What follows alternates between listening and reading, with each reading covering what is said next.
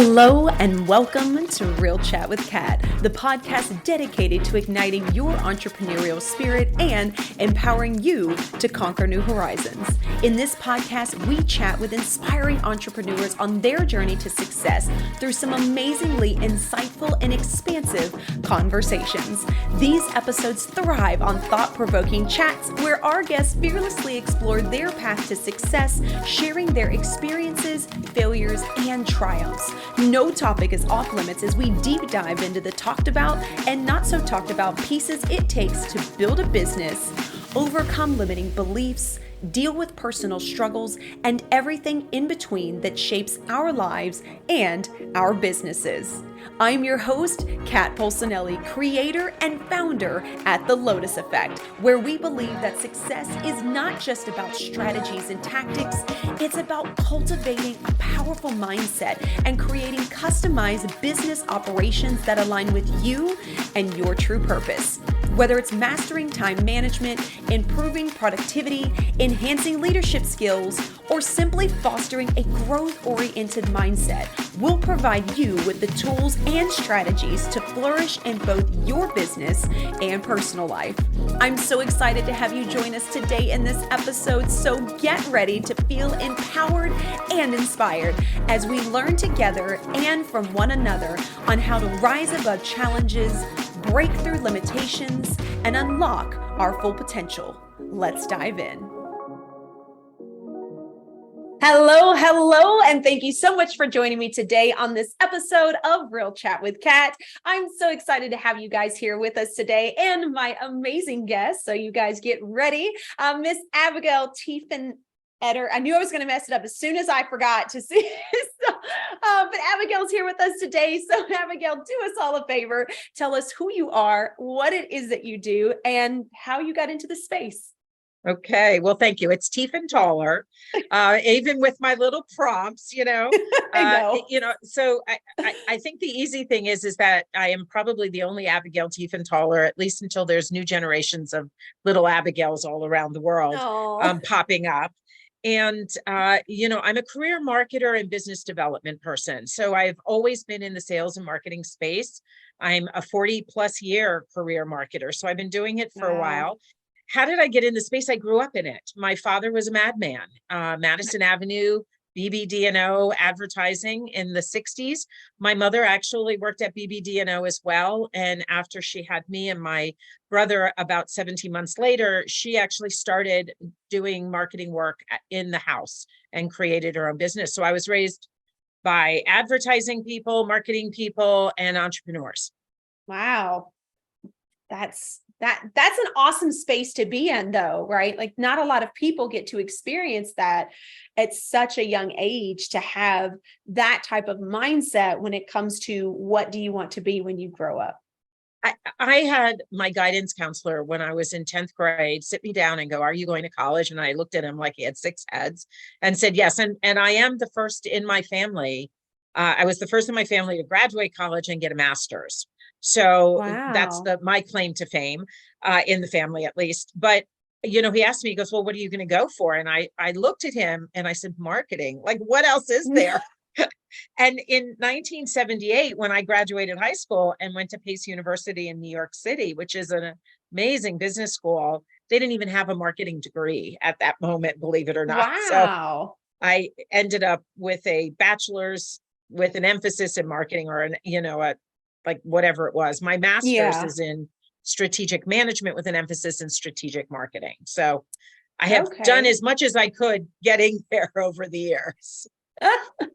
That is so interesting. So you never found that you were really drawn to everything else. You just fell into the world of marketing and launching and helping other people strategize. And that was I never thought twice. My dad wanted me to be a product manager, which still required a marketing degree. But I love the agency world. I love the marketing space. I loved coming up with creative solutions, being, somebody who was given a challenge and asked to address it. And as a result, I have been on the team of some really cool projects over the years. Some boring ones too, but for the most part, some really good ones. There's always the boring ones that kind of have to trickle in, right? You need them. Yeah. That's the part of it. So then tell me, because I always love it when there's people that are in this strategy mindset when it comes to learning those pieces of their business. What would you say is one or two things that you feel like most people do not realize when they're looking to get into that space, or when they're in their business and they feel like that piece is missing? Yeah. So I'm a little bit of a grammar snob around this, right? Because if in today's world you'll talk to a marketer and they'll say, we'll give you 17 strategies on improving your email. Improving email is the strategy. The 17 ways are tactics, right? I think there's a lot of misinformation and misunderstanding around what strategy actually is. Okay. So to be able to understand that I call strategy the thinking part of your business. And so many times, we're ready, fire, aim, as opposed to ready, aim, fire, that we don't truly think about how does this connect to the next step and connect to the next step. So, people talk about reverse engineering all the time.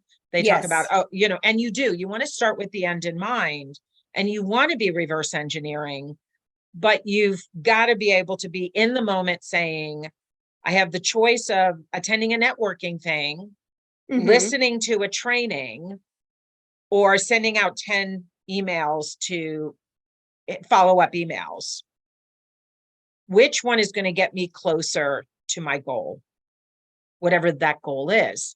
It could be, I need a certification. So maybe the training is the answer. It could be, I need to get out of the house because I'm an entrepreneur and I'm going crazy. And so maybe networking is the answer. Or maybe I have now been networking for the last 3 months and never sent a follow-up email. So I have basically wasted that networking time because I'm not following up. Yeah. But the answer is in the thinking part of your business, if that makes sense. Yeah. No, I love that you break that down, because you do see strategy used kind of very generalized when you're talking about things. And even when I have different conversations with other coaches and they're like, oh, I'm a strategist, right? It's become like a buzzword. But I love how you separate how strategy plays one part, but then you have the tactics that follow up with it. And I think that a lot of people forget that they see strategy as the all-in-one. Yeah. And it's definitely not, because, people are right brain or left brain. I mean, we're either more creative implementation out there, or we're the thought visionary type of person. And you need both, right? That's the beautiful thing. The partnership that I'm in and I've been in for the last 4 years now, Savvy Sales Strategy, is Tammy is the anchor. She's the one who does all of that. If I can think it, she can do it, because I can't do it and she can think it. She doesn't think she can, but she can think it. And I'm the kite, right? I'm the one that says, well, you know what, we could do this. Will this work? And she's the one who can look at me and go, yeah, I think we can figure this out. Or no, you can't do that. I'm like, okay. I love that. And that kind of brings us into what we were kind of talking about beforehand about chatting today. And that is collaboration, and how important that is in your business when done the right way. Yeah. And today more than ever, I started my entrepreneurial journey 26 years ago, and I started my own business, and I did $1 million my second year. I did almost 2 million my fourth year. And I did it with a lot of support from my father, my mother, from the industry itself. It was a promotional products distributorship. Today's world is so nuanced because the platforms have, what works on LinkedIn doesn't work on Clubhouse or Facebook or, Insta or Twitter or Pinterest, or keep going, right? Yeah. What Threads, whatever, Reels versus in your feed, all kinds of things. And then you have all these tech platforms. You've got your CRMs and your landing pages and the way you deliver your webinars and how you promote this, that, or the other thing. Then you have membership potentially. You have so many moving parts. In the old days, when I started my career, you had print ads and you had, broadcasts, right? And there were nuances within that. You had outdoor, you had sponsorships and events, and it was pretty cut and dry. But you had experts, like the person who did radio advertising at a big New York City agency and the person who did broadcast advertising, television advertising, were two different people. Who did magazines versus newspapers, two different people. But now you just have a ton of moving parts, and the entrepreneur is left to kind of self-direct what it is they need and where they should be focusing their time next. Yeah. And so the idea of collaboration, I mean, Tammy and I are in an actual partnership, right? We own a business 50-50, but we're actually in a collaboration right now with another business owner, and came up with this idea that women especially, but men as well, they want to be in community. They want to be understanding what they need to do. And none of us have a horse in the race, which means if speaking is what you want to do, that's great. But if somebody else wants to build a membership on Facebook, or a group on Facebook, or do a membership, paid membership, that's fine too. We have the ability as marketers to look at that higher level and say, well, is this the right path for you? Yeah. And I love that too, because it essentially ends up allowing people to step into more of their zone of genius, versus being spread so thin, thinking I need to be able to do everything, right? Which eventually it's going to fail you in one way or another, or you're going to get completely burnt out and not want to do anything. And I've seen a lot of people lately as well, in different summits and things like that, where they each can bring a piece to somebody's business, and you'll see 2 or 3 people together to create kind of this amazing package, right? Where it allows, again, that specific coach, mentor, or whatever they're calling themselves, to really hone in on what they are good at in someone's business, again, versus what I see a lot of people doing, I can help everyone and I can do everything for their business. No, you can't. Right. No offense. No, you can't. And you don't want to. And you don't want to. Exactly. That's really it isn't so much with no, you can, as much as is you don't want to. Yeah. Because ultimately you end up always spending the majority of your time, energy, and money on the fringes. Right? On the high maintenance, the difficult client, the system that you've paid for and never used. And so that becomes, understanding, getting that clarity around, let's bring a nutritionist and a, health, more physical person together. That's a good match. But the question is that if you as the nutritionist don't know what makes you different from anybody else, or the market you serve, whatever you do isn't going to work with somebody else, because they're kind of dragging you along. And even in a collaboration, you want the partners to be fairly, on the same playing field, because you're going to find a better partner if you know who you are, who you serve, what you do, why you do it, and who you do it for. Yeah. Well, and it's also going to connect you to people that are like-minded as well, right? Versus the possibility of oh, you do this thing and I do this thing. Great. And then when you actually start working together, you realize their vision is completely different than yours, which isn't a problem. But if you don't have a similar understanding, a similar mission, a similar perspective, you're essentially teaching two different mountains. And you're expecting someone to find it in the middle and be I understand all of it. You're going to lose people. Right. And then it's frustrating, and you go, collaborations don't work. Partnerships don't work. And in reality, it wasn't the partnership that was the problem. It was the fact that both of you weren't being able to say, this is what I do. And even from our, what we've had to work through is who takes the payment, who owns the graphics and the content, who's creating this, that, or the other thing. So there's a lot of logistical aspects to being in a collaboration that are important to understand. Now, here's the good news, right? because not every collaboration has to end up with two people coming together to create something.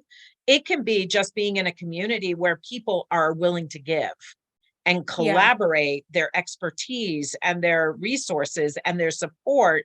So you feel you're in a community that's helping you move your business forward, whether you're moving it forward alone or with somebody else. That community is where the collaboration is, because it's collaborative energy. It's collaborative synergy. Yeah, it's that community sense that everyone craves, but it's just a community sense with like-minded people, essentially. Right. Well, right. And if the community is done right, and we're hoping, because we created a community called Collaborators Collective, we're hoping our vision is that this isn't just going to be a pitch fest. It isn't just going to be, let's everybody talk and get their 30 seconds or 60 seconds out there, but let's matchmake. Let's bring people together, because if we're kind of the mama bears sitting there watching all the baby bears play, we can see, oh, this one really likes water. So let's bring those people together. And this one really likes hiking. Let's bring those people together, because business used to be about what you did, right? Years and years ago, it was all about the product or service you offered. People didn't really get into the nits and gnats of who worked there or what they stood for. Today, it's about who you are. And there really is a much more intimate relationship that most people have with their trusted advisors, the companies that, they're absolutely loyal to. And they know where their philanthropic efforts are. They know the type of employees that are being hired. They're following them all the time. So it's important that you have that same energy. You have that same sense of purpose, that same commitment, because if not, you can see right away it becomes awkward. Yeah. And it also has to, you had said this a minute ago, it's being able to stand in your own truth, which does mean admitting to things that you either don't want to focus on, are not good on, or frankly, I just don't want to learn. Right. And you have to be able to step out of that ego sense and say, hey, look, like this is what I bring to the table. And then if you feel like somebody else brings a lot more, not getting stuck in your own head of, oh God, well, then they're not going to work with me. And then like, this isn't going to work because like, they're smarter than me. Right. You have to be okay with being honest and saying, hey, like, this sounds amazing. I only know this. Right. And then you can figure it out from there. And that may be that person wants to teach you, or you're like, hey, I don't know it, but I've always wanted to learn it. I'm willing to do the research and I can bring that to the table. But it's understanding that not everybody that you work with, collaborate with, partner with, that you guys are going to be on the exact same level when you first come together. Right. And you don't, and actually you want to have, because that's where the innovation comes through. And that's where the excitement of this is going to be fun. I mean, the Collaborators Collective, we were hoping to launch it in June, and we thought we had the platform, and Tammy and Jackie, the other two women involved in this, the creation of this program, they were playing away. And I'm like, no, as long as it's user friendly and I can upload stuff, just let me know what we choose. But it takes confidence to be able to say, I don't need to know this. Yeah. And it takes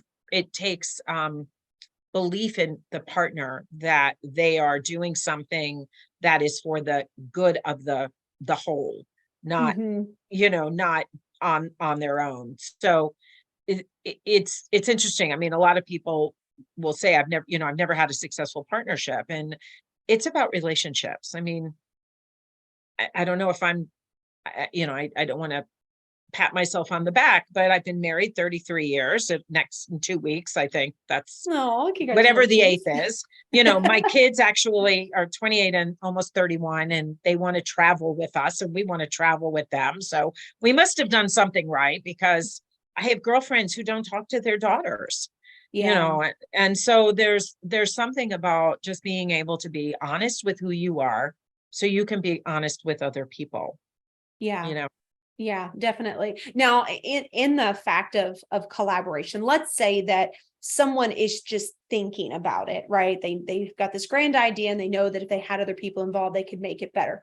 What would you say would be, some of the first steps that people need to be aware of if this is even an idea of creating something bigger than yourself?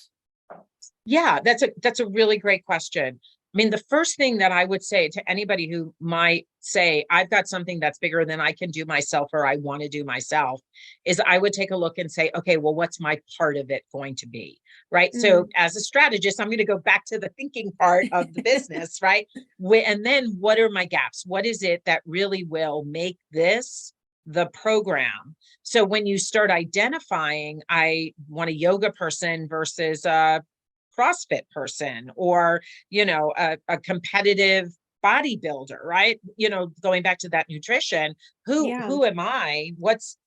I need to know, again, who I am, what I do, why I do it, who I do it for, and why they need it. I need to have my voice already figured out, because when I go to start talking to somebody, I have to be able to step confidently into, this is what I bring to the party. Yeah. And, you don't have to be best friends. You don't have to become partners like Tammy and I did. The beautiful thing about a collaboration is that it can have a beginning, middle, and end, right? It doesn't have to, go on forever and ever until somebody gets upset with somebody and slams the door. You don't have to divorce. It could already have a built-in, out clause to it. And then you get to decide, do you continue on or not? Do you evolve or not? All of those things. So it requires you to come in with a little bit of, this is what I do, and this is how I do it. And this is where I know it's going to trigger me. And this is where I need somebody who's going to be, that kite and anchor kind of effect. And there are times I'm probably the anchor and Tammy's the kite too. I mean, we do flip off a little depending upon the topic we're discussing. Yeah. But it's not an email swap. It's not a guest on, you'd be on my podcast, I'll be on yours, and we'll promote them. It's about actually putting some stake, in the ground for both of you, investing in getting something out there, investing in its success, learning from its failure, and being open to say, that didn't work. I got to figure out why. Let's kind of do a brain dump on how we could make it better. Having a community and having somebody like Tammy and I, again, who don't have, I say this, right? A horse in the race, where we say, oh, you've got to do it this way. Yeah. Allows you to kind of take a step back and go, well, this may be why it didn't work. Because you almost are a little bit of mama, a little bit of nurturer, a little bit of coach, a little bit of therapist, when you're working with clients to help them figure out what moves them forward. Yeah, always. And I think a lot of us forget that, right? We go in with I am this, right? I am a coach, I am a strategist, I am, right? Like we almost box ourselves in instead of understanding that you do end up wearing a lot of hats when you're in that process, because things end up coming up, right? It's inevitable, depending on what you're working on, that something is going to come up that maybe it was a trigger from a long time ago, or you asked them to do something, or like, I can't do that. And you're like, okay, there's a fear there. We need to get past that. So understanding that, you're right, makes a lot of sense. And I love the fact that you talk about, when you do build partnerships and collaborations, that you can have a beginning, middle, and an end. I love that. And I honestly think that that is a smart thing for people to think about on the forefront when they're talking with someone, so that there isn't those hurt feelings, or you get in that weird space of like, so where do we go from here? Right. Right. Yeah, that worked. That didn't work. And,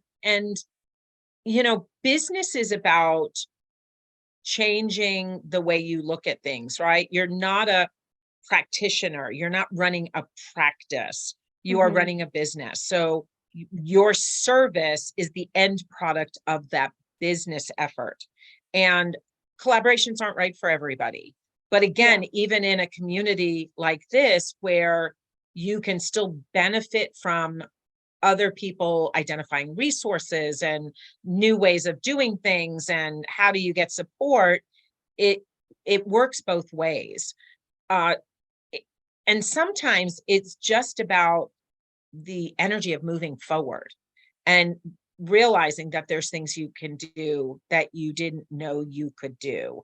And I hate to say it, but it's more a female thing. I don't know if your audience is more female or male, but we get so hung up in that didn't work. I have to go all the way back to the drawing board versus that didn't work because this tiny little screw wasn't screwed in all the way, but the 7-foot bookshelf is standing. It's like, why are we now going to take apart all of it and start from scratch again? But that's what we do because we think when one thing doesn't work, all of it doesn't work. Yeah. And I agree with that 100%.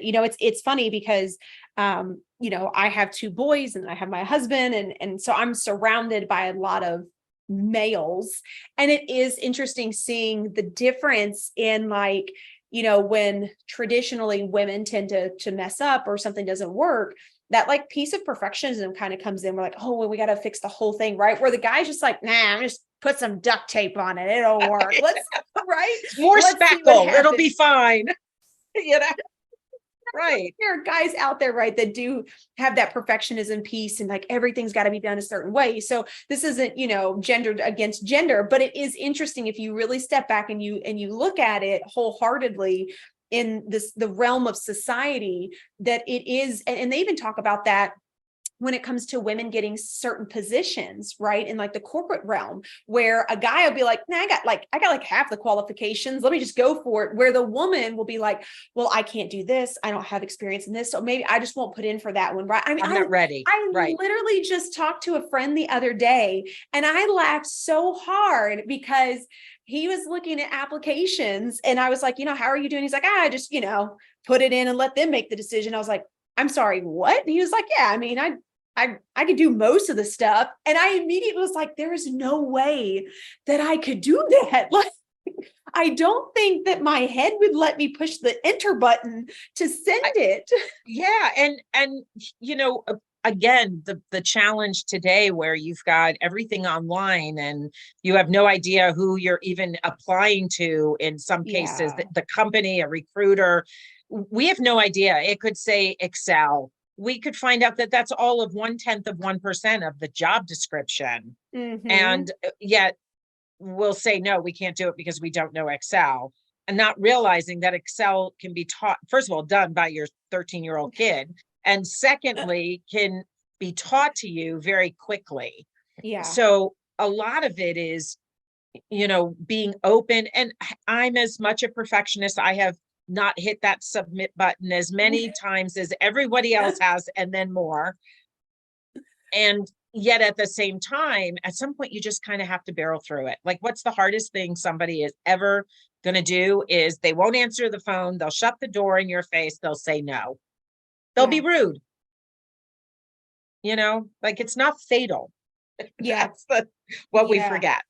Oh yeah. And we have to retrain our brain, right? Our brain is old school. So it still thinks the saber-toothed tiger's after us. I don't know why, but for some reason it's stuck in that era. But you're right. It does hold a lot of people back. I see that. And I think the other side that I see that I know even I dealt with was, and I see a lot of people, a lot of coaches and mentors and stuff in the entrepreneurial world doing the same thing. They don't realize the abilities that they already have because they don't know how to put it into a label. So if you've ever had someone ask, oh, what are you great at? And you're like, right. But if you were to work with a client, you can do all these things. And because we can't name it or give it a specific label, we don't realize that it's a skill that we can promote. It's a skill that we can say that we do because we just do it, right? We're like, oh, I mean, I just do that all the time. That's a skill. Yeah. What I remember, one of the most brilliant things I ever heard was, I don't know, 10 years ago, maybe at this point, from Suzanne Evans. And it was like, the stuff that you can do in your sleep is the stuff you're supposed to be charging the most for. Ooh. And we devalue it because we're like, well, I've always said, if I can do it, anybody can do it. Right. Mm-hmm. That's the thing, but it's not the thing. I mean, it's taken me a lot of years to realize my zone of genius is very unique to me, because not only is it a zone of genius that maybe other people have, but the way I process it, the way I look at it, the way I stand in my truth about it is very different. Your zone of genius is very different than mine is. And yet we'll all sit there and go, well, if somebody said, could you coach on motherhood? Right? You have two boys. I have two girls. My girls are adults, 28 and 30. I would say, well, I'm not an expert, but I don't know. I've been doing it for a lot of years now, and they're both still alive. I'm not in jail. Right. So I must have done something right along the way. Yeah. But yet we sit there and we discount the fact that, we have true skills. And what did we learn by parenting? What did we learn by having them have challenges? What did we learn by celebrating their success? So, it is a great kind of equalizer to go back and say, I am good at something. Mm-hmm. Yeah. And it's taking that moment to understand that piece, right? Because again, we can see what other people do, and we're really great to be like, oh, you're just amazing at this and you're great at that. Right. And it is something that you do need to take kind of like that moment, and when you have someone that praises you, accept that praise. I think that that's one of the, I don't know if to say it's the rudest, but it's one of the worst things you can do, which I used to do this a lot. So I think it's funny that I'm bringing this up now, is, when somebody's like, oh my gosh, this was so amazing. You're such a great this, right? You're a great speaker. And you immediately go, I mean, I'm not that great, but I appreciate it. You immediately just shoved their compliment back in their face. And I never thought about that before. Right. But I realized that it was because I didn't believe that in myself. So I've learned that even if I don't wholeheartedly accept it, I immediately tell them, thank you. I appreciate that so much. It means so much to me. And then I can sit with that feeling later and go, okay, why did that come up?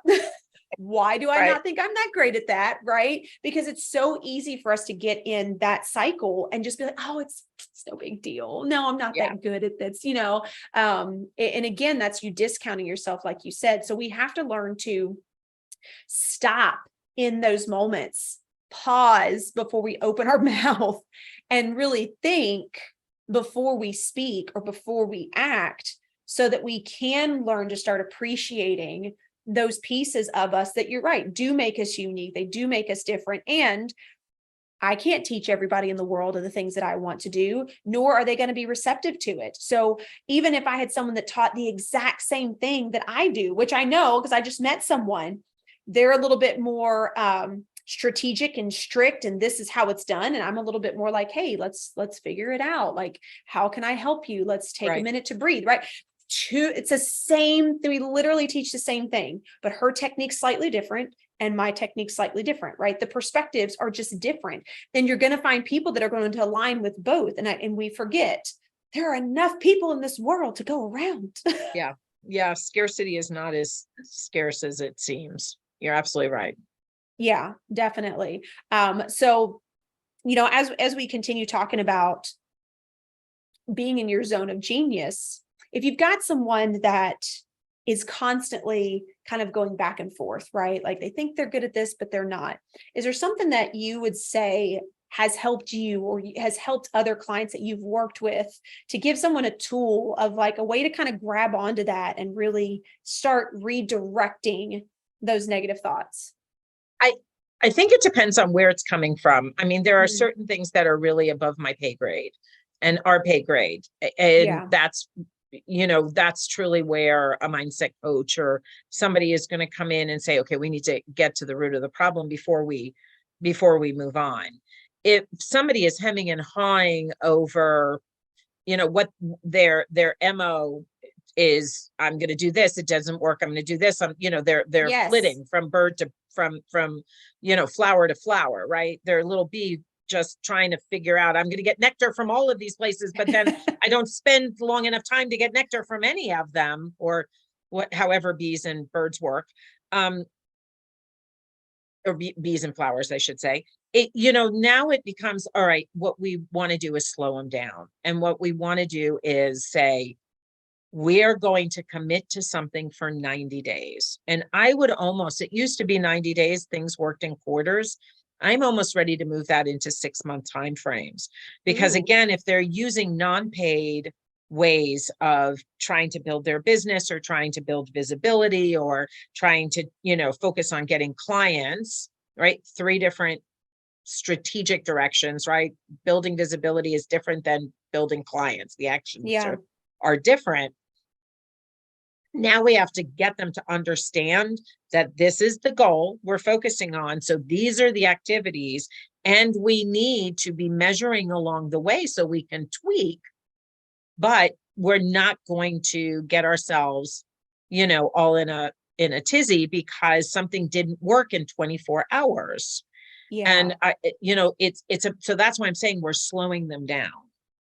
And we're giving them one focus. So, we always say we want one audience, we want one offer, and we want one path, as opposed to saying do a little bit of all of this. Like, I want that bee to go to a flower and hang on it. Yeah, but it's kind of like if you're focusing on a project, right? You don't want to focus on 3 different projects at once, right? Because essentially there's no way you're going to be able to put enough focus into each one of them to create it the way you could ultimately build it, versus focusing on one, get it the way you want it to. You can always continue building on it, and then you can go to the next one and start building from there. Right. Yeah. And I think that's part of, the belief also is when we work with a client and he or she says, well, if I focus on, let's say I deal with anxiety, my focus is I'm an anxiety coach or whatnot. And, I'm going to deal with women post-menopause, that are dealing with changing bodies and, the patience, the lack of whatever all of the menopausal symptoms are. And then they go, well, that means I'm not focusing on new mothers, or I'm not focusing on men or whatever. And it's like, the analogy I often use is, imagine you have a barn with 6 horses in it. They all have their own stalls. You don't take all 6 horses out for a ride at one time. You take one out at a ride, at a time, and you work that horse and you create that relationship with that horse, and you make that horse feel good. And then you bring the horse back to the barn and take another one out. You don't, I'm not asking you to give up the other 5 horses in the barn. What I'm simply saying is that for this period of time, we are going to focus our efforts on this one audience, this one problem, this one solution. And most clients feel a little bit calmer that they, the hard thing is sometimes we have to put blinders on them. Like, just because Susie is doing this over here does not mean you have to do it. Because number one, you have no idea if Susie's being successful doing it or not. Number one. Yeah. Number two, you have no idea what led her to that. Right. Or what else she's doing. So teaching business owners how to actually run a business with a little bit of isolation can be a very empowering thing, because now they're making decisions based on the business, not based on what everybody else is doing. Yeah, which is so important. And I think that so many people, they don't even realize that when they get into it, because, like a conversation I just recently had, we're always searching for someone else to give us the answers, to fix the thing, to give us the tool to put in place so that we don't have to deal with it. And it's like, no, like, when you go through this journey, you really have to figure out you and your way, which is going to be completely different from someone else. There may be similarities, right? There may be a basis that works for both of you all that you can share with each other, but really leaning into the individuality, which is what a lot of us entrepreneurs talk about, right? Is, I want to be different. I want to be authentic. That word's always thrown around a lot. I want to be myself, right? But then you fall into, oh, but everybody's doing this over here. And it's like, okay, well, you just fell into another trend and another fad for whatever, instead of embracing what is wholeheartedly uniquely you. And that in itself, when you can embrace who you are, the way that you do it, and have the confidence in knowing that I'm going to help, right? It may be this way, it may be a little different, but I know what I can do. That is an inner confidence that no one can shake and no one can take away from you, versus when you're always looking for someone else to fix it for you. As soon as that way doesn't work, then you're gonna be like, oh, well, this doesn't work for me anymore. I got to find the next thing. I got to Right. find the next thing. You spend all your time searching, looking instead of doing. That's the challenge. Yeah, I agree. 100%. So yeah, I love that so much. So I can't thank you enough, Abigail, for this amazing conversation and all the intellectual pieces, especially for those that are looking to collaborate or get into business, or to honestly just try to figure their crap out. Right. So, In a place where somebody isn't trying to sell them something. yes. In a community where it isn't a pitch fest every day. I attended a mastermind the other day. She was like, we're so excited to have you. And it was 2 minutes of, go around the room and introduce ourselves. And then an hour of, well, let me pitch you on why you need to be a part of this amazing mastermind. I was like, there's been no masterminding, so I am really hot on, I want to be in communities that are communities first and foremost. And yes, business will happen. Resources will become available. New ways of doing things will be offered as opportunities, but not cloaked around, oh, we just want to bring people together, Yeah, no, I agree with that 100%. So, as we end the podcast, one thing I always ask from all of my guests before I have you share all of your amazing information is, do you happen to have a quote or a piece of advice you'd like to leave the audience with? So I have two, actually, and they were both my father's, and they've been my motto. Find a way is one of them, and the other is get on, get honored, get honest. Oh, I love that. And it's really all about the concept of relationship building and building that mutual respect over time, right? When I started my first business, which was a promotional products business, and I was working with American Express and Alamo Rent-A-Car and Republic Services and Wyeth and, names of products that you would know. I never asked for an order. I asked to be given the opportunity to show my thinking. Let me share how I would approach this problem. And I became very valued resources to those companies because I wasn't going in saying, here's a catalog book. Let me know when you want to order item ABC and we can order it for you. Yeah. It's never an order taker. So I was getting on very simply. And then I was getting honored by delivering and doing the work and having people respect it. And then the honesty comes from, I'm going to teach you what I do because you're not going to want to do it anyway. Why would you get rid of me? You love me. Yeah, that's so beautiful. Oh, I love that so much. So thank you. Thank you for sharing. And of course, before we go, please tell everyone how they can find you, how they can connect with you, how they can be in your world. So are they going to see this? Or is this going to be visual or audio? We'll be audio right now. We'll be visual later. Okay. So Abigail Tiefenthaler, if you even just try to phonetically put it in, I'm the only one on LinkedIn. I'm on Facebook. I'm not really doing much on Insta. SavvySalesStrategy.com is our website. And we're around. The Collaborators Collective is great. And I was hoping that we might be able to include a link to offer them an opportunity to be in the community for free. Yes, no, definitely. Please tell them about that, because we'll have all this information in the show notes so that you guys can connect with Abigail. So yeah, definitely share that piece as well.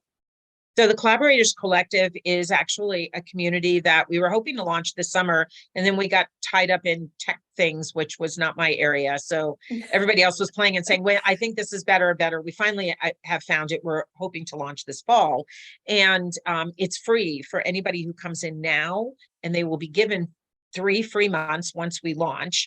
And if they wait until we launch, it'll be $19.97 a month. So it will go to $19.97 after their first 3 months. But it is the community that we want to build of women and men who want to do better, want to be better, want to figure it out in a place where they don't feel pressure to have to make a decision on buying something, or are looking for collaborative partners. It'll work either way.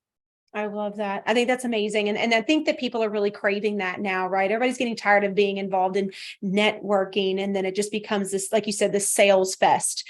And there's not that actual collaborative space. So thank you so much for offering that to the audience. Of course, everybody will have that information in the show notes as well, so that you guys can hop in Abigail's world and be a part of this beautiful collaborative space that they're building. So Abigail, thank you so much for being a part of the podcast today and sharing all of your wisdom and insight. I can't thank you enough. It's been a pleasure. I hope your community is able to take something and move forward with it. Yes, I appreciate it so much. So, and to everybody else out there, I hope you guys got some amazing takeaways. And obviously, if you're looking for a collaborative space to be in where you're not going to be sold, where you can actually create and connect with others, be sure to hop into Abigail's collective as well. So, and don't forget, until next time, do one thing positive for someone each and every day and see the difference that it makes in your life. So, until next time, have a fantastic day.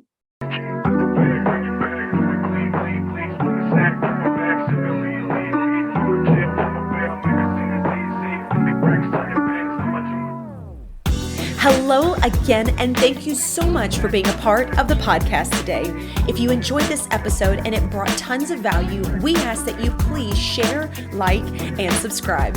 Your support means the world to us and helps us to reach even more inspiring entrepreneurs who can benefit from these powerful conversations. If you haven't already, be sure to leave a review on your favorite podcast platform, as this feedback is an amazing gift that fuels our growth and helps us to continually improve this podcast. Looking for an extra dose of inspiration and empowerment? Then be sure to connect with me on social media. You can find me at The Lotus Effect, where I share valuable resources and tips while sharing my own journey of being an entrepreneur.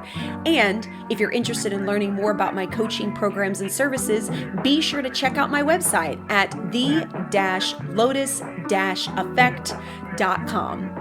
Once again, thank you so much for being a part of Real Chat with Kat. Your presence and support makes all the difference. Remember, whether you find yourself in the depths of the mud or on the path of growth, we all have a unique journey.